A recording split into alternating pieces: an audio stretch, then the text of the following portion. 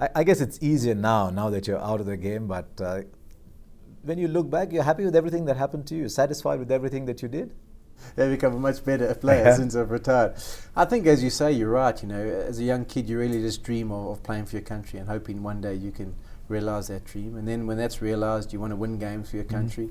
And then to look back and say, well, okay, 13 years at the top level, playing for a country who always had the ability to beat anyone on their day.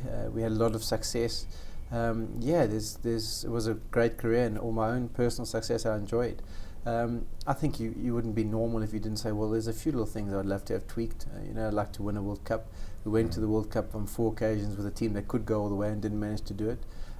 Those are all kind of things you think, well, maybe that would have just been nice and then I would have been happy. But if someone said you're going to do it again the way it happened, exactly the same, I would take it. And there's no doubt about that. No, you'd want to score a few more runs. You're a better batsman. Well, to be fair, for a fast bowler who averaged 30 plus, that was very good in itself. But surely you were going to score a few more runs. Yeah, I think if you write your script, you wanted a few more runs.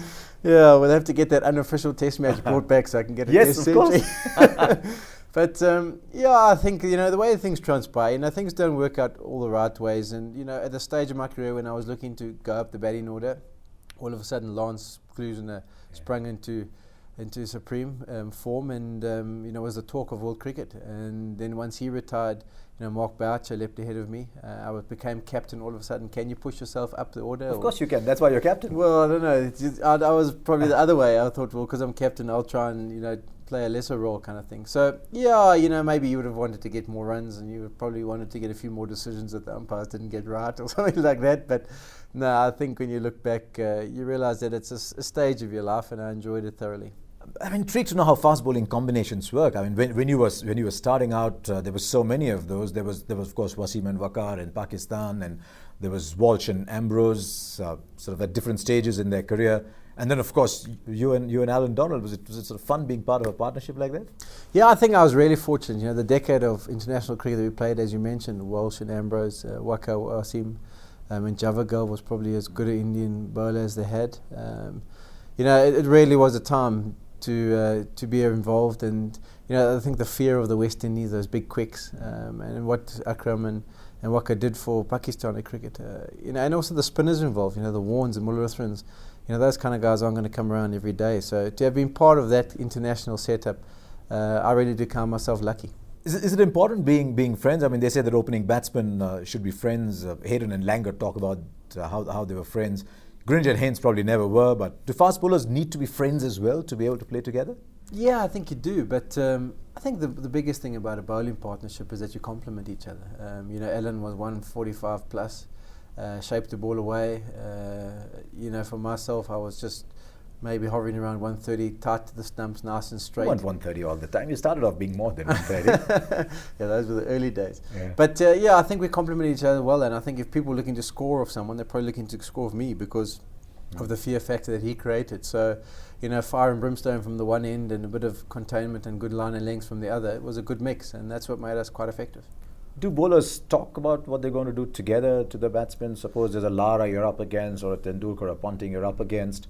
Do bowlers talk as a pair on what they're going to do, or how does it? Yeah, I think you get different tactics that you want to implement, and you want to give a certain player a working over. But it's also about a gut feel as you're watching it all unfold. If Alan's got someone down that end who's really giving a hard time, and you coming on and you're just holding things, you make sure that batsman stays on strike when he comes on. So there's a bit of a partnership to it. Myself and Mackay and Tini also struck up a good partnership, and as I say, over my career I was very fortunate to have those two guys. I think we complemented each other well and tended to work off each other. Yeah, I mean, you look at Alan Donald and he's teaming at the other, and I'm sure you want to be a little faster as well. Are there days like that when you think, I'd have enjoyed being a little quicker?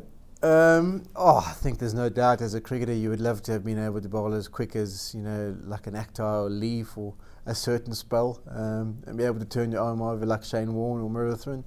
There's no doubt that when you're part of the game, you appreciate each other's abilities and skills, and you wouldn't have minded to be able to do it for once in a while.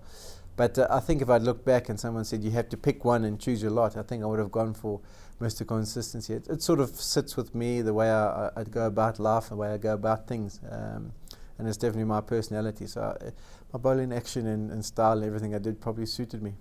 I mean, there's one thing that you remember about you. I mean, I don't remember you sledging too much, going hard at it. I don't know if you did. You certainly hit it rather well.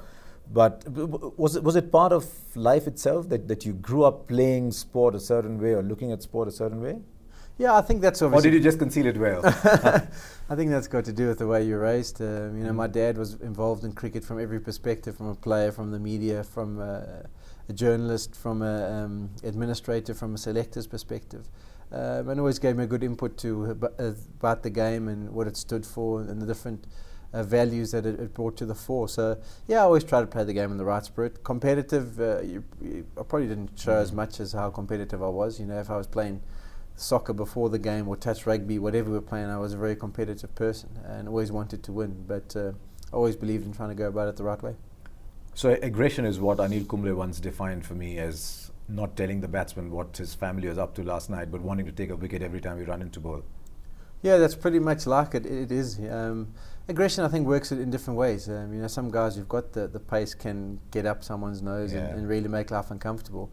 Whereas for me, aggression would be making sure that I gave him nothing for free, and that he had to work hard for every moment. I gave him a real test over of his skills, and every once in a while you try and get a bumper in, but as an economic kind of guy I was a bit scared it would probably disappear for 6 or 4, so I didn't do too many of those.